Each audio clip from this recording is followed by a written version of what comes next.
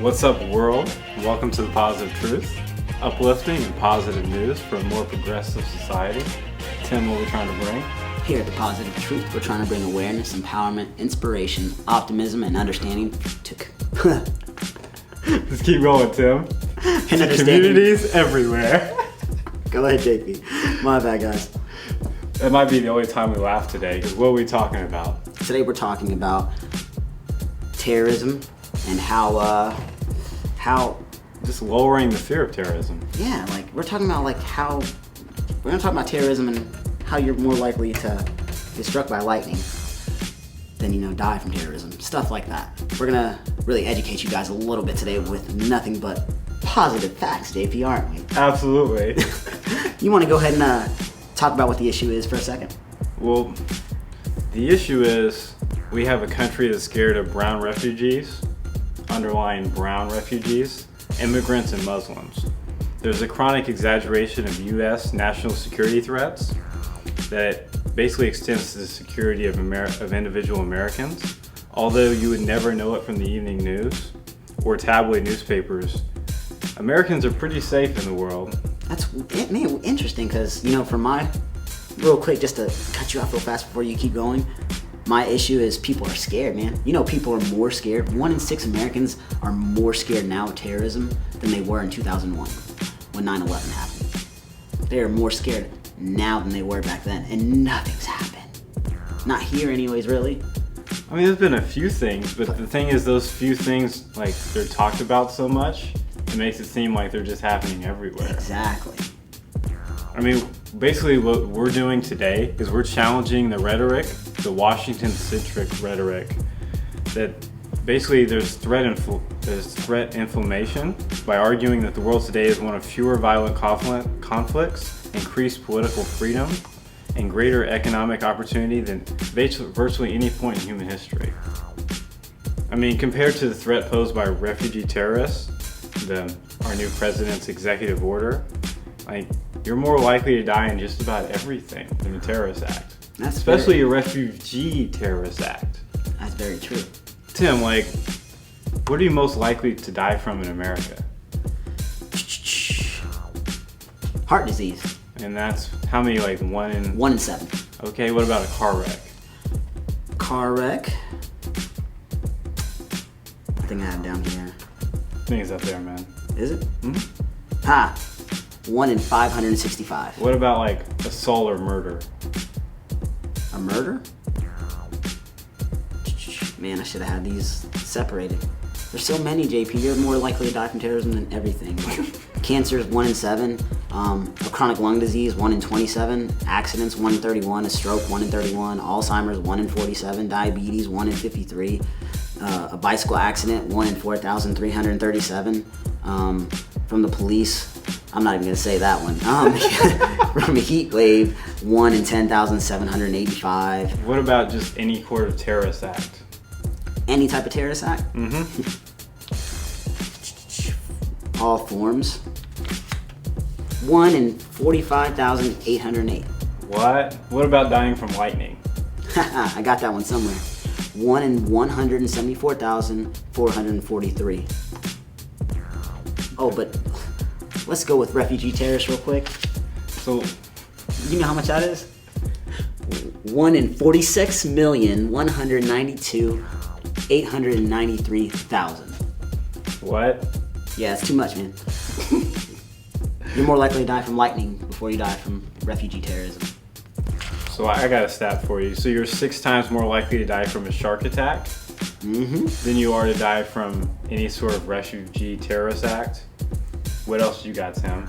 29 times more likely to die from a regional asteroid strike. What? So basically, a comet comes down and kills you? Yeah, man. Did you know anyone that's ever happened to? Nah. Have you ever even heard of that happening before? Nah, man, I was about to say to you, because I thought you were setting me up for something. I was like, I want to hear this story. Story time with JP at the Positive Truth. Yeah. I've never heard of anybody getting killed by an asteroid. No, man. No. Yeah, but no. Unique way to go out. For sure, man. Anyways, let's keep going. What about dying in an airplane? I have that one somewhere. I got 4,700 times more likely to die in an airplane or basically a spaceship accident than you are to die from a refugee terrorist. 4,700 times more likely to die in a spaceship accident? Yes. Interesting. I mean, just terror, like, put it another way, like, 9/11 is frightening, it's disturbing, it's terrifying, but you're more likely to win the Powerball than you are to be killed by a refugee terrorist in any given year. And even, like, higher odds of being killed by illegal immigrant terrorists. So for all the refugees and all the illegal immigrants, like, virtually none of them are terrorists. So and terrorism in all forms, like, you're still, like, 1 in 44,000. So JP, what you're telling me, because I know we're spitting a lot of numbers right now, and I know people are like, okay, we get it. But do you get it really, though? Like, are people really still scared? Because at this point, we're starting to realize, like, the odds of you dying from terrorism,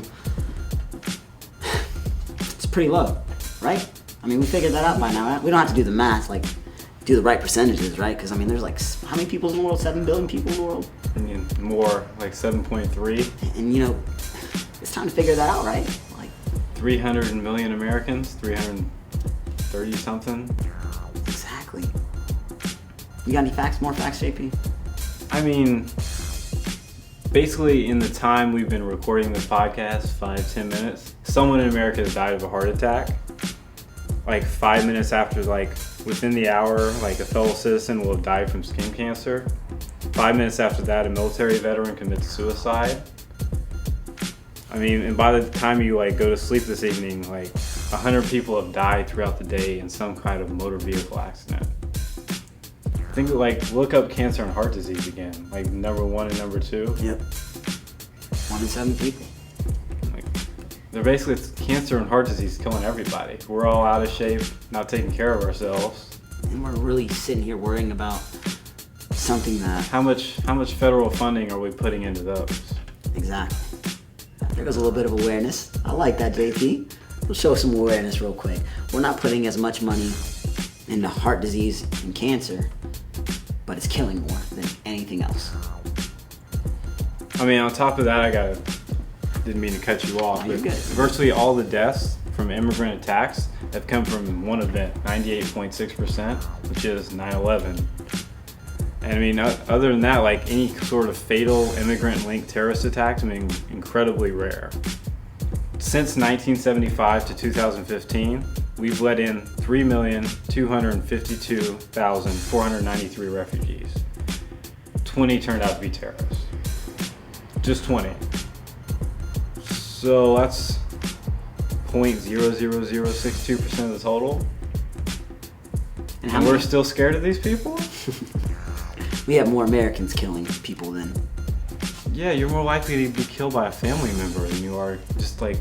Exactly. Like that's my point. Like we have to quit being conditioned by the media. We have to quit letting the media tell you like all brown people are bad, and so we're gonna assume, oh my gosh, Muslims, terrorists, all of them, Al Qaeda, all of them. We have to quit seeing that. It's not even funny to me anymore. Like I have friends that are Muslim, and I respect them so much. That's their life choice, but I respect them so much. There's no reason for me to think they're terrorists just because of what they believe in. That's ridiculous. Like, why should we all have to believe in the same thing anyways, right?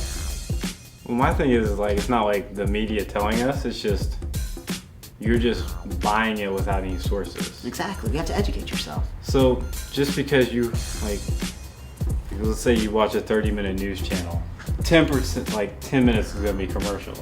So in that 20 minutes, they have to try to educate you. That's not a long time. Terrorism isn't a 20-minute issue. So usually what happens is some sort of hot take. Sort of like, remember when LeBron went to the Heat? He's a choker. Well, or maybe his team wasn't good enough. Right. And to talk about his team not being good enough, you have to talk about like, here's the substitution patterns, here's the lineup patterns, here's how they played against this team. Like that's boring and it takes a while. But if you say, oh, LeBron's a choker, that's quick, it's easy, it's emotional, people can connect with it. Same thing with these terrorism acts. Like people are already scared because of 9/11. So all you have to do is talk about it, people automatically tune in. And instead of them looking at the actual like, how many people are actually being killed by terrorism every single day? It's just like, it's happening everywhere, I'm terrified of it. I think that's more of the problem. We have smartphones in our pockets, man. People really should start questioning more things that they see and read. Like, start looking at facts. Like, is this really true? Or if you're that scared about it and you're this passionate about it, you should know both sides of the issue. Indeed. Sort of like, good example, I don't like said political candidate, or I'm totally against abortion.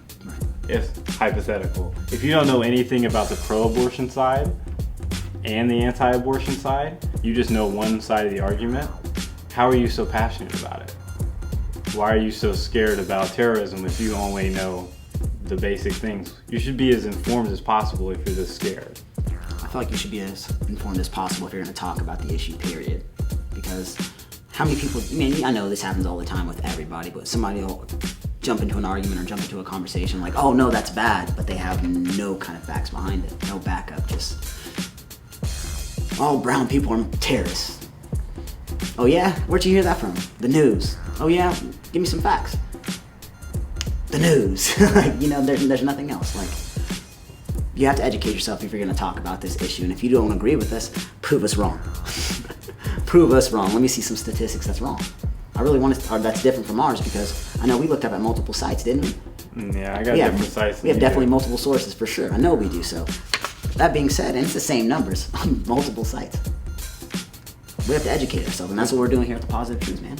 But on top of that, we're just lowering the fear of terrorism in general. Like, you just shouldn't be scared of this.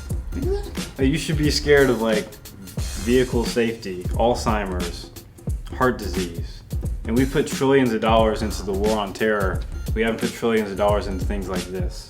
And whenever you learn about the actual statistics, with that education comes a change policy-wise through our voting methods and us talking to our city councilmen, talking to our state governors, talking to our senators, House of Representative people.